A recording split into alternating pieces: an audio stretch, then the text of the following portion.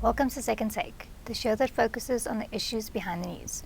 This week, Mining Weekly editor Martin Creamer joins me to unpack the Mirai Creation Fund, carbon tax, and lower cost electricity. Welcome, Martin. Hi, Sashni. Now, a new fund investment is set to promote technologies dependent on the high performance characteristics of PGMs. Yeah, we've got fairy dust. It's called platinum group metals, and it can help the world clean up its environmental act. And I think we should really go into it with full force. I don't see enough full force, but you do see in the background there are funds like the AP Ventures Fund, which is backed by the Public Investment Corporation of South Africa to the tune of about 1.3 billion rand, and also Anglo-American Platinum to the same amount. And they are now bringing in people around the world, and they're not small organizations. These are huge. And you see the two that they've just brought in to assist with this now. There's nothing less than Toyota Motor Corporation, and Sumitomo Bank. So that comes after Mitsubishi has already joined them. So you can see that the world knows that you've got to have a clean planet. And they also know that platinum group metals can help you do that. And everywhere that platinum can play a high technology part, AP Ventures are in there assisting, because you need those early funds to get things going. So they're backing a lot of projects at the moment. And if you've got a company like Mitsubishi as well, they're all over the place. They do all sorts of things. They can be a great help from a scope point of view, because you can see that platinum can help not only, where we see it in the fuel cells, but it can help in electrolyzing water, which creates the clean electricity.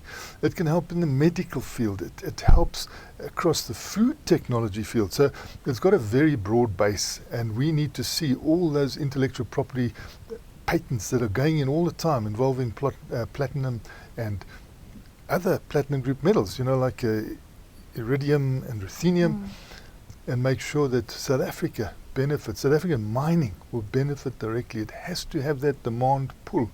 You can't just mine and supply. And who's going to use this? It has to be a use, and we found that, from the catalytic converter point of view, diesel cars don't want it anymore. That people don't want diesel cars.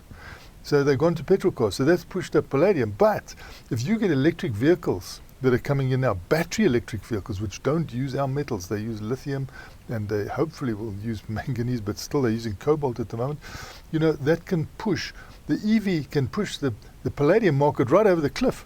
So what do we do then? So we've got to start moving well in advance, like we have done in the past. You need to move decades in advance to get these things going. And the second phase of implementation of South Africa's carbon tax is said to be stronger than the first. Yeah, look, I think it was good that the Treasury put out this week that this carbon tax is not a punitive tax. They're not trying to raise money, but they're trying to symbolically help in the world pressure to improve the environment, not to pollute the planet. So it's good that also they've kicked off softly, because if they had actually gone into that 120 Rand a ton phase immediately, I think you would have seen, companies in the ferrochrome, ferroalloys business, they would have had to close their plants, which would have been terrible for South Africa's economy, terrible for our beneficiation, terrible for our jobs, and these are quality jobs. So it was wise of the government to go slow on this carbon tax, but it's also wise of the government not to drop it. And it's also explanatory of the Treasury to say, look, we're not just trying to tax you here, we're trying to be part of a world that wants to use these funds to actually promote a better environment. And that's what it's all about. You must get that. So we're doing it slowly now in 2019, but we really hope to step it up in 2023. Hopefully by that time, a lot of the companies will have taken steps to make sure that they don't emit carbon dioxide into the atmosphere. We already read a few in the ferrotechnology and ferroalloys business this week that are coming in with sterling power and different cleaner technologies, or technologies that make use of their heat, because a lot of their heat goes to waste. Use that heat to generate power, and you get power that's cheaper than Eskom can provide as well, which one has to look at very carefully. But Eskom is so coal orientated that they also need to make sure that they come into the world trend now, which is really cold shouldering coal from a point of view of generating electricity. And speaking of cheap electricity, the CSIR is proving that lower cost electricity is possible in South Africa. Yeah, it's fantastic that the CSR is going, really with intensity into testing the various forms of possible electricity generation. So they're looking at sun power, they're looking at wind power, they're also looking at biogas. And we saw that in this race between the three, the solar power won hands down, not only from a point of view of economics, but its speed that you could get it going. The only real restriction is our own electricity regulator, who won't really allow you to do more than a megawatt at a time, which I think has got to change. And so you see that they came in with 911 kilowatts, etc., just to try and come in with the regulations so they wouldn't have to slow down. But it's clear that this is the best and the cheapest way of generating electricity. It is much cheaper than the electricity that the CSR would have to buy from Tshwane government, from the city of Tshwane. Now, and that, I think also, these municipalities are going to have to look at themselves, because they have always relied on revenue coming from electricity. They're not generated as electricity. They get that power from the national provider, which is Eskom, and then they push up the price.